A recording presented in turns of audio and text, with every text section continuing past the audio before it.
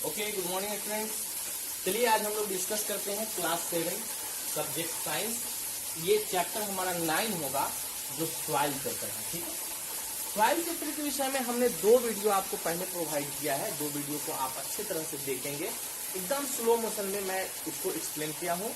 कहीं से भी आपको प्रॉब्लम हो तो हमसे पूछिएगा। आज हम लोग आगे बढ़ते हैं। आज कुछ पॉइंट फिर मैंने लिख के रखा है, क्योंकि जो पॉइंट लिखना है और सिर्फ आपको देख रीडिंग के साथ उसको समझना है, उसको मैं समझा दे रहा हूँ। कंसेप्चुअल बातें हम आपको बोल के बता रहे हैं। यहाँ पे आपको देखना क्या है कि सॉइल का अगर प्रोफाइल देखा जाए तो सबसे नीचे, जमीन के सबसे निचले हिस्से पे आपको सॉइल देखने को मिलेगा, जिसको हम लोग ग्रेवल कहते हैं। ठीक है, ग्रेवल कहते हैं। ठीक है, अब उसके बाद कुछ हिस्सा यहाँ ऐसा है जिसको हम लोग क्या कहेंगे, सैंड कहेंगे। सैंड कहेंगे। ठीक है, उसके बाद सिल्ट है, सिल्ट है। ओके, और फिर यहाँ से ऊपर आपका क्ले है। फिर यहाँ तक वाटर है ना, ये क्या है, वाटर है। और फिर ऊपर सॉइल के साथ ह्यूमस है।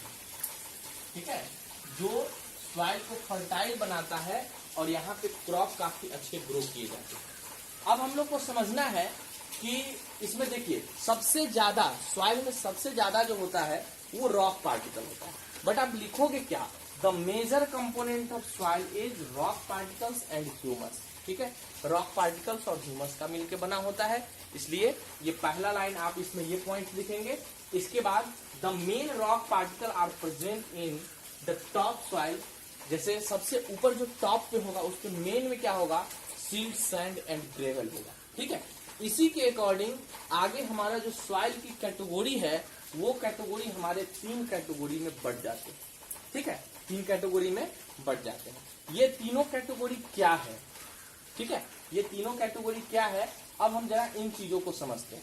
ठीक है, अब ये ध्यान रखेंगे। मैं यहाँ पे सैंड का क्लियर करता हूँ, क्ले और लूमी सॉइल को नेक्स्ट स्लाइड पे हम लोग क्लियर करेंगे।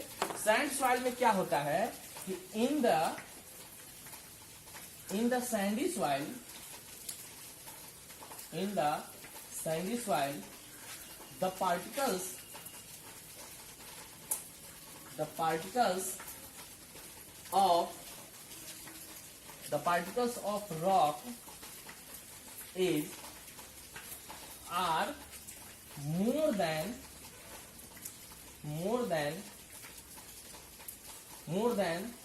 the mineral and humus। ठीक है, इसके सबसे पहले सैंडी सॉइल में रॉक पार्टिकल ज्यादा होगा ह्यूमस और मिनरल के अपेक्षा। ठीक है, पहला पॉइंट। दूसरा point, size of Sandy soil, ठीक है, सैंडी सॉइल इज लार्जर। ये बड़े साइज के होते हैं, बाकी के सॉइल से इसके साइज बड़े साइज के होते हैं। उसके बाद अगर ह्यूमस की बात किया जाए, ये क्या होगा, नॉर्मल फर्टिलिटी होता है, नॉर्मल फर्टाइल सॉइल। ये नॉर्मल फर्टिलाइज है, काफी हाई फर्टिलिटी के नहीं होते हैं, नॉर्मल फर्टिलिटी के सॉइल ये होते हैं। अगर इसमें क्रॉप की बात किया जाए कि कौन से क्रॉप अगर इसमें हम लोग उगाते हैं, क्रॉप अगर देखें तो सैंडी सॉइल का क्रॉप मैं यहाँ लिख रहा हूँ। ठीक है, आप नीचे लिखोगे। क्रॉप की अगर बात किया जाए तो आप देखेंगे वाटरमेलन, ओके, मस्कमेलन, ककम्बर, ठीक है, पंपकिन, ये सब जो है, ये सब काफी इस इलाके में सैंडी सॉइल में ये सब उगाए जाते हैं। ठीक है, इतना आप सैंडी सॉइल के बारे में समझ गए। अब हम लोग चलते हैं क्लेई सॉइल के बारे में। ओके, क्लेई सॉइल के बारे में, इसको मिटा दो, आप इसको सेम टू सेम नोट करोगे। क्लेई सॉइल के बारे में अब हम लोग समझते हैं।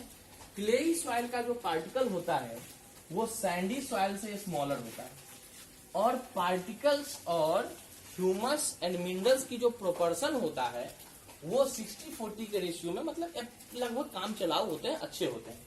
अब हम लोग देखते हैं दूसरा क्ले सॉइल। क्ले सॉइल क्या लिखेंगे? The particle size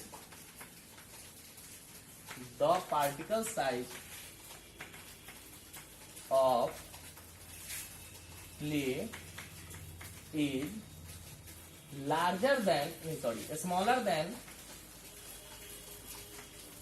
smaller than sandy soil। ठीक है, स्मॉलर देन सैंडी सॉइल होते हैं। उसके बाद अगर ह्यूमस देखा जाए, humus and mineral are 40:60 than the rock particle।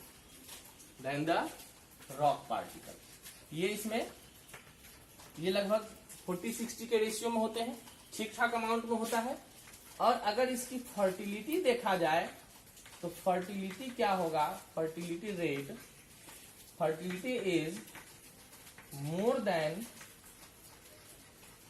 Then Sandy soil.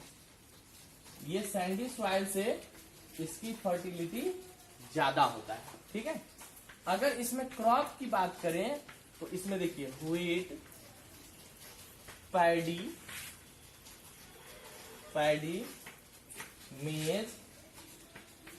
मेज, ठीक है, ये सब इस सॉइल के लिए सबसे फेमस होते हैं, काफी अच्छे ढंग से। सॉरी, अब हम लोग थर्ड पॉइंट को देखते हैं, इसके बाद लूमी सॉइल को देखेंगे। बता दो, चलिए, ठीक है। अब हम लोग लूमी सॉइल को देखते हैं। सबसे पहली बात यहाँ पे ये है कि लूमी सॉइल, तीसरा Lumi soil it is more fertile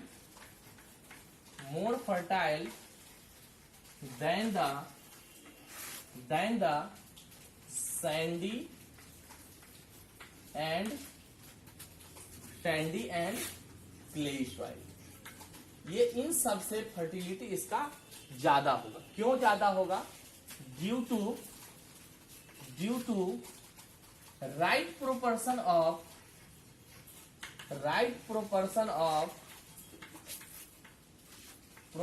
of क्या? तो रॉक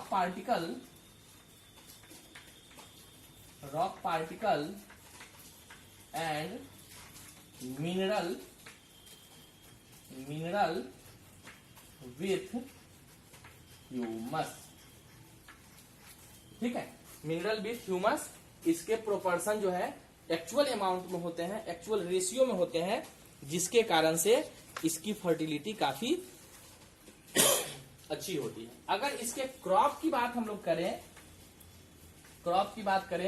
तो इसमें जूट, कॉटन, तंबाकू, टोबैको, ये सब इसमें फेमस है। ये सब काफी उगाए जाते हैं। तो ये हम लोगों ने देखा तीन तरह का सॉइल हम लोगों ने देखा। अब हम लोग देखेंगे डिफरेंसेज, कुछ इसमें डिफरेंसेज होते हैं। आपको ये होमवर्क में देता हूं, अगर आपसे नहीं लिखाएगा तो हम बताएंगे। राइट द डिफरेंसेज बिटवीन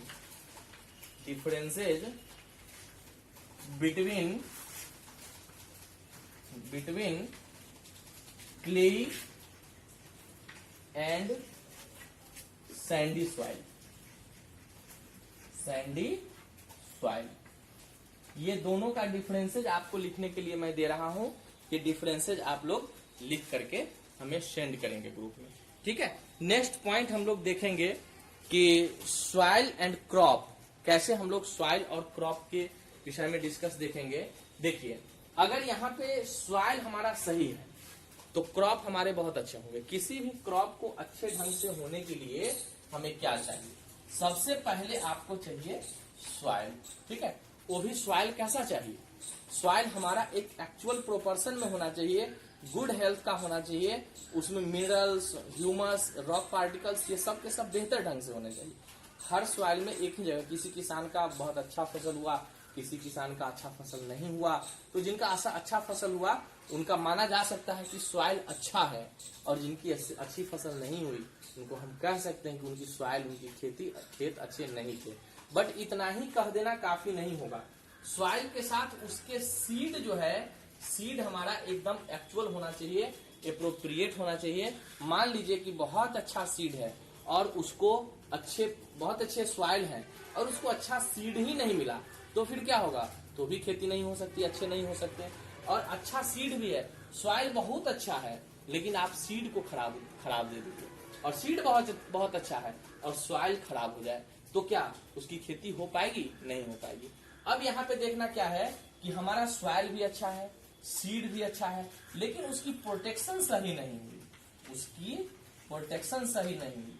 आपने सीड बो के आया और पता चला कि वो चिड़िया वहां से आए और वो सीड को उठा के चल दिए, ठीक है?